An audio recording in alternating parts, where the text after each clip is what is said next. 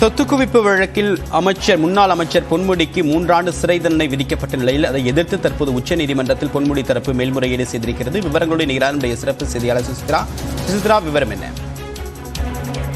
சொத்து குவிப்பு வழக்கில் சிறை தண்டனை வழங்கப்பட்ட தீர்ப்பை எதிர்த்து தற்பொழுது முன்னாள் அமைச்சர் பொன்முடி மற்றும் அவருடைய மனைவி விசாலாட்சி சார்பாக உச்சநீதிமன்றத்தில் மேல்முறையீட்டு மனுக்கள் தாக்கல் செய்யப்பட்டுள்ளது.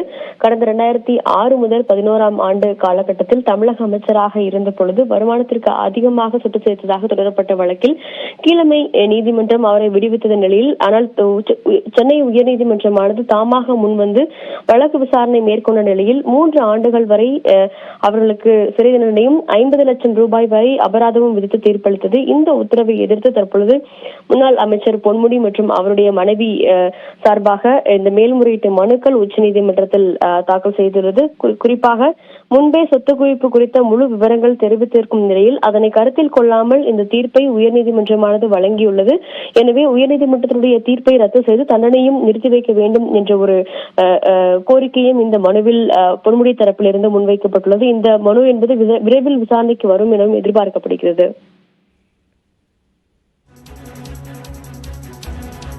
சுசித்ரா, இந்த வழக்கில் 2 மிக முக்கியமான டிமாண்ட் இருக்கு. ஒன்று தீர்ப்பை நிறுத்தி வைக்கணும், இன்னொன்று தண்டனையை நிறுத்தி வைக்கணும். தற்போது பொன்முடி தரப்பு எதை முதல்ல கேட்கிறாங்க? இது உடனடியாக விசாரணைக்கு எடுத்துக்கொள்வதற்கு வாய்ப்பு இருக்கா? ஏன்னா 30 நாள் தான் அவகாசம் என்பது கொடுக்கப்பட்டிருக்கு.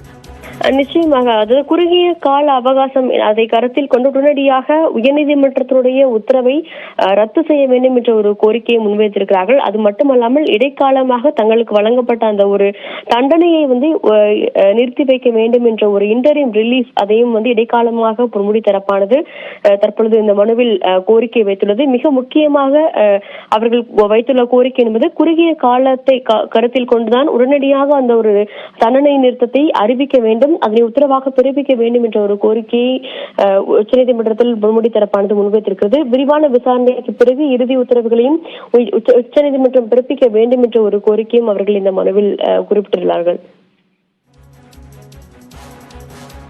ராகுல் காந்தி விவகாரத்தில் உச்சநீதிமன்றம் தண்டனைக்கும் தீர்ப்புக்கும் 2க்குமே தடை விதிச்சாங்க. இந்த விவகாரத்தில் பொன்முடி தரப்புல யார் ஆஜராக போறாங்க, முக்கியமான வழக்கறிஞர்கள் யார் ஆகிறாங்க அப்படின்னு ரொம்ப முக்கியம். அவங்க தரப்புல யார் ஆஜராகிறாங்க?